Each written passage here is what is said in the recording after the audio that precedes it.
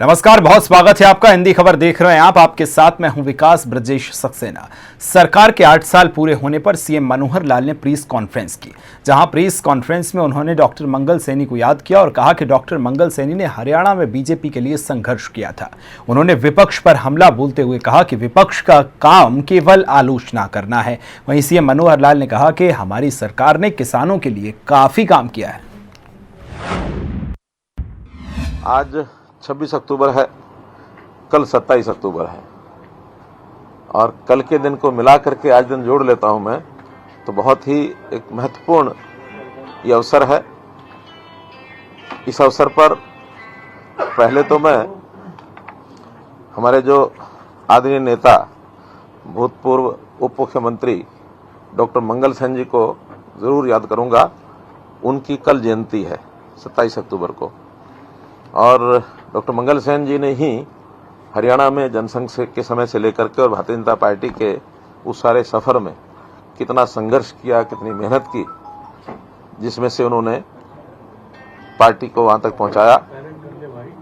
1951 में वो जनसंघ की स्थापना के बाद तुरंत राजनीति में आ गए थे। 57 में पहली बार चुनाव लड़ करके रोहतक से वो विधायक भी बने थे।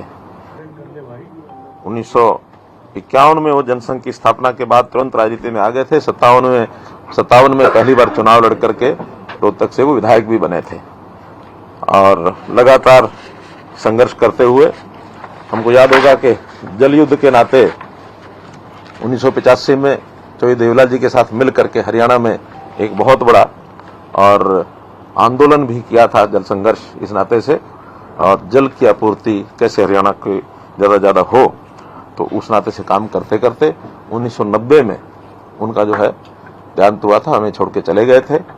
लेकिन आखिरी वर्ष में उन्होंने एक जो कहना चाहिए एक दिशा, एक संकल्प, एक विचार हमारे सामने रखा कि हरियाणा की संपूर्ण राजनीति कैसे करनी है, इस पर आगे बढ़ना चाहिए। दूसरा जो विषय याद करने का, उसी को मैं जोड़ते हुए कह रहा हूं कि वो यात्रा हमने 26 अक्टूबर 2014 को शुरू की थी और आज 26 अक्टूबर 2022, 8 वर्ष पूरे हो गए हैं। 9वें वर्ष के भी लगभग 4 घंटे और ऊपर हो गए हैं। हरियाणा के गृह मंत्री अनिल विज ने भारतीय मूल के ऋषि सुनक को ब्रिटेन के प्रधानमंत्री बनने पर खुशी जाहिर की। उन्होंने कहा कि दिवाली की रात को जब यह समाचार आया भारतीय मूल के ऋषि सुनक इंग्लैंड के प्रधानमंत्री बन रहे, तो सारा देश डबल जोश के साथ झूम उठा। एक दिवाली का जोश और एक भारतीय मूल के ऋषि सुनक का इंग्लैंड के प्रधानमंत्री बनने का जोश। आज हिंदुस्तानी इतने काबिल हो रहे हैं और लोकप्रिय हो रहे हैं कि वो विदेशों के प्रधानमंत्री बन रहे हैं और भी कई देशों में भारतीय मूल के प्रधानमंत्री बने हैं। दिवाली की रात को जब ये समाचार आया कि भारतीय मूल के ऋषि सुनक इंग्लैंड के प्रधानमंत्री बनने जा रहे हैं, तो सारा हिंदुस्तान डबल जोश के साथ झूम उठा। एक दिवाली का जोश और एक हिंदुस्तानी मूल के व्यक्ति का इंग्लैंड में प्रधानमंत्री बनने का जोश।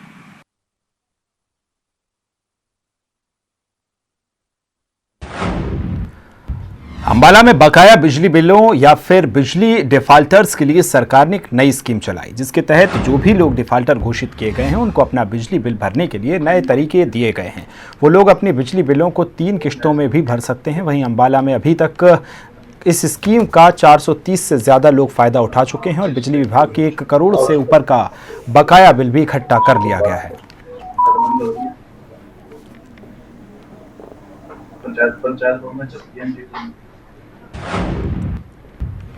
फरीदाबाद में होने वाली गृह मंत्री अमित शाह की रैली को लेकर भारी संख्या में पुलिस बल तैनात किया गया है।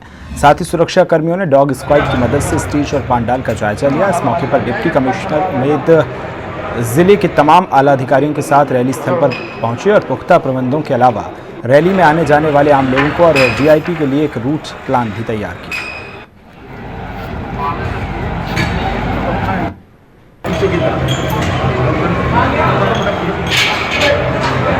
तैयारियां पूरी हैं। गृह मंत्री केंद्रीय सरकार यहाँ पे आ रहे हैं, कुछ इनॉग्रेशंस है, तो उसके बाद में चिंतन शिविर है, तो सभी की तैयारियाँ हमारी पूरी है। अगर हम सुरक्षा की बात करें तो किस तरह की सुरक्षा है सर? सुरक्षा के लिहाज से भी सारी तैयारियाँ हमारी पूरी है, तो इसमें लोगों के आने का अलग रास्ता है, वीआईपी के आने का अलग रास्ता है, पूरी व्यवस्था सही से करवा दी। ट्रैफिक की व्यवस्था ऐसी की गई है, जो सेक्टर 12 और 10-9 वाली डिवाइडिंग रोड है, वहाँ से बसेज आएंगी और पीछे हुड्डा ऑफिस के सामने डिवोर्ड होकर पार्किंग में चली जाएंगी वहाँ से, तो वहाँ से लोग पीछे रैली के स्थान पे